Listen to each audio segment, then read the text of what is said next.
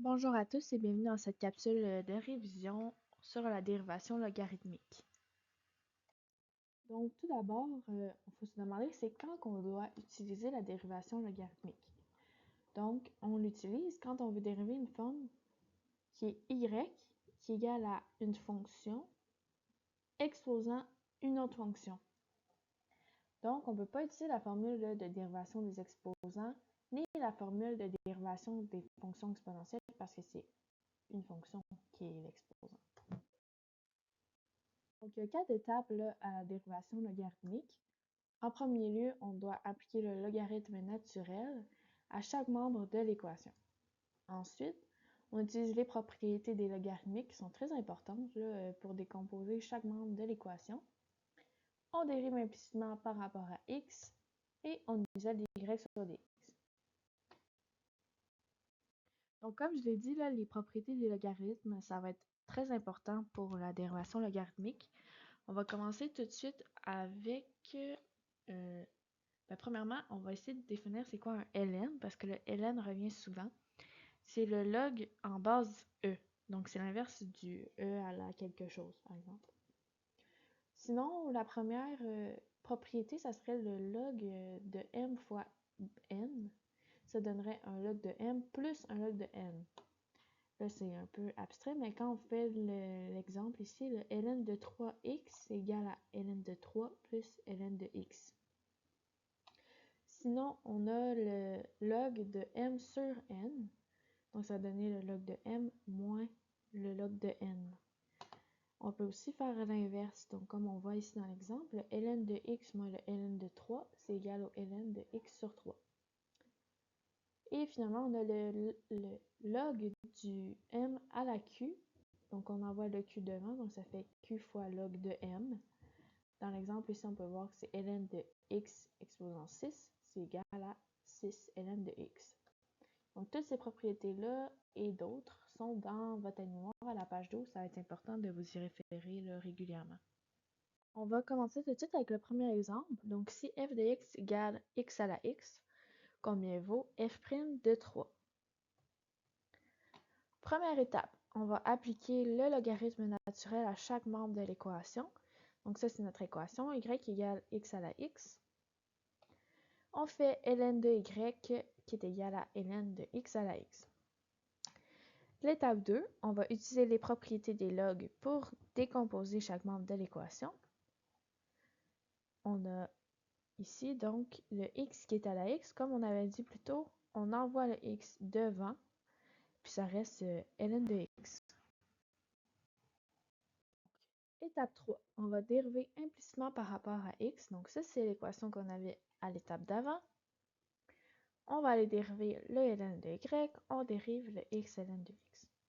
Donc, la dérivée de ln de y, c'est 1 sur y, puis là, puisque c'est justement un y, ça donne dy sur dx. C'est égal, et là, on a une multiplication de deux fonctions, donc on envoie le x devant, on fait la dérivée du ln de x, et on envoie le ln de x devant, et on fait la dérivation du x. Donc ça ici, ça reste pareil.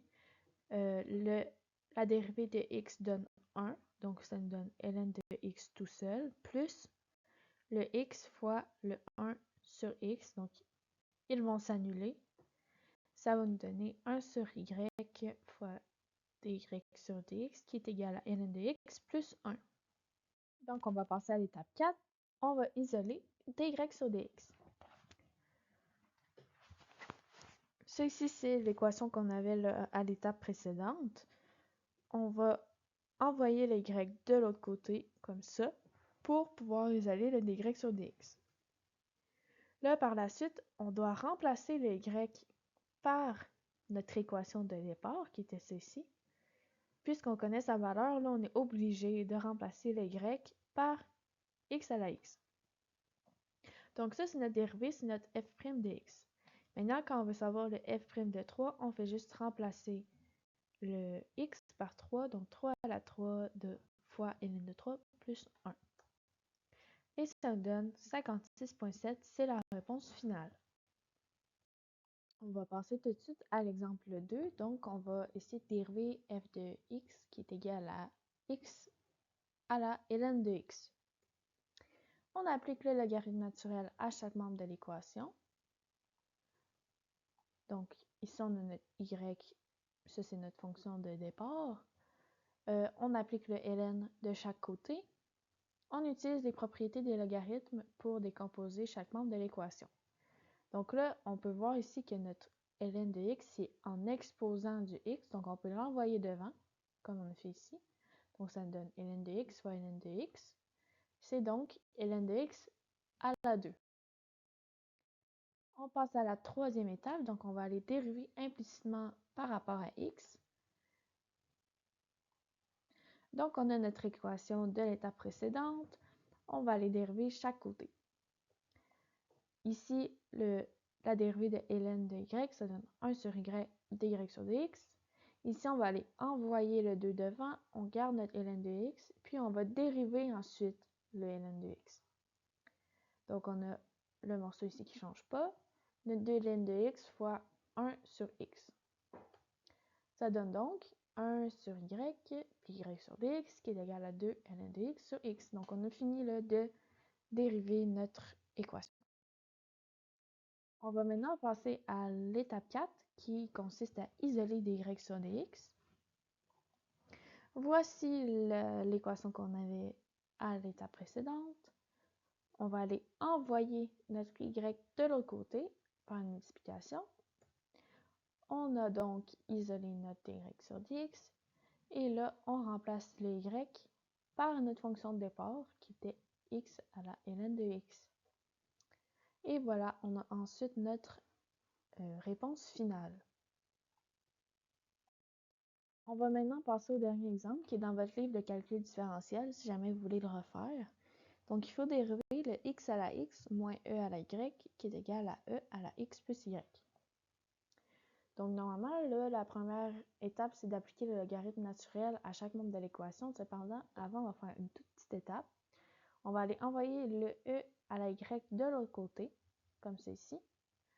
Puis, on va le mettre le e à la y en évidence.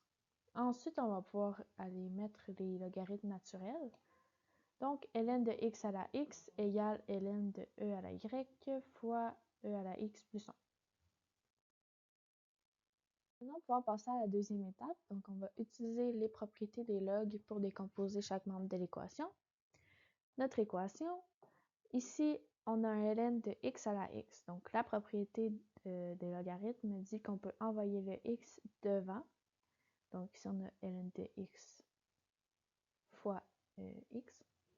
Puis ici, on a deux termes qui sont multipliés dans un ln. Donc, ça devient ln du premier terme plus ln du deuxième terme. On va ensuite, ici, le ln de e à la y va devenir y, parce que c'est comme si ça annulait le e, puisque c'est un ln, c'est un log en base e. On va maintenant passer à la troisième étape, donc on va dériver implicitement par rapport à x. Ici, ça c'est notre équation qu'on avait à l'étape d'avant. On va aller dériver le morceau à gauche, on dérive le morceau à droite.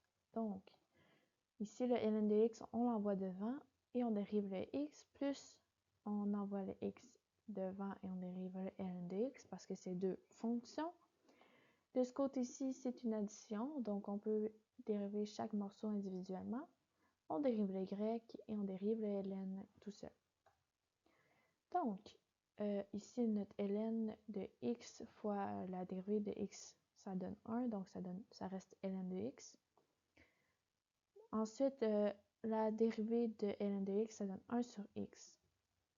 Donc, ça nous donne x fois 1 sur x. De ce côté-ci, dy sur dx. Et là, on va envoyer le 1 sur e à la x plus 1 puisque c'est un ln, puis on va dériver ce qu'il y avait dans la parenthèse. Nos x ici vont s'annuler, donc il va nous rester 1. Ici, de ce côté-ci, là, on pouvait dériver chaque morceau individuellement. La dérivée du e à la x donne e à la x, la dérivée du 1 donne 0. Donc ça, c'est ce qui reste. Donc, on peut envoyer là, le e à la x en haut. Il nous reste juste la dernière étape qui est d'isoler le dy sur dx. Donc là, on va envoyer notre e à la x sur e à la x plus 1 de l'autre côté pour isoler le dy sur dx. Par la suite, on va essayer de mettre tout ça là, sur le même dénominateur. Donc, on fait fois ici le ln de x plus 1 fois le e à la x plus 1, comme ça. Donc, pour le mettre sur le même dénominateur, on va ensuite pouvoir soustraire le e à la x du gros morceau qui est ici. Donc, une fois qu'on a tout distribué et soustrait et tout, ça nous donne ça. Le e à la x ici puis le e à la x ici vont s'annuler. Donc, c'est ça ici, ils vont s'annuler. Il va nous rester ce morceau-là qui est notre réponse finale. Donc, c'est ce qui conclut la capsule de révision sur la dérivation logarithmique. J'espère que ça vous a été utile et puis je vous souhaite un bon succès là, dans tous vos examens.